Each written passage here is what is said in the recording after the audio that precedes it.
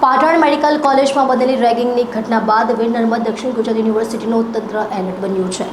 Anti ragging કમિટીને કોલેજોની પરિસ્થિતિ અંગે તાત્કાલિક ધોરણે યુનિવર્સિટીને માહિતગાર કરવા સૂચના આપવામાં આવી. પાટણમાં મેડિકલ કોલેજમાં થયેલી રેગિંગની ઘટનાને પગલે વીર નર્મદ દક્ષિણ ગુજરાત યુનિવર્સિટીના સત્તાધીશો પણ એક્શન મોડમાં આવી ગયા છે. રાજ્યમાં બનેલી ઘટનાને પગલે યુનિવર્સિટીમાં એન્ટી રેગિંગ સેલની બેઠક યોજાઈ હતી. તેમાં કોલેજો કે ડિપાર્ટમેન્ટમાં રેગિંગની ઘટના ન બને તે માટે સૂચના આપવામાં આવી છે. નર્મદ યુનિવર્સિટી સાથે જોડાયેલી 300 કોલેજોને ફરી એકવાર પરિપત્ર કરી તાકીદ આપવામાં આવી છે.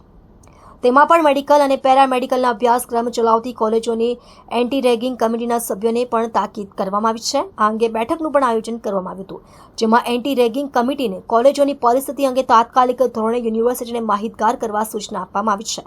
આ અંગે કુલપતિ ડોક્ટર કિશોરસિંહ ચાવડાએ જણાવ્યું હતું કે નર્મદ યુનિવર્સિટી સંલગ્ન કોલેજમાં ભણતો કોઈ પણ વિદ્યાર્થી રેગિંગ અંગે ફરિયાદ નોંધવા માંગે છે તો યુનિવર્સિટી ખાતે મૌખિક ફરિયાદ પણ નોંધાવી શકે છે.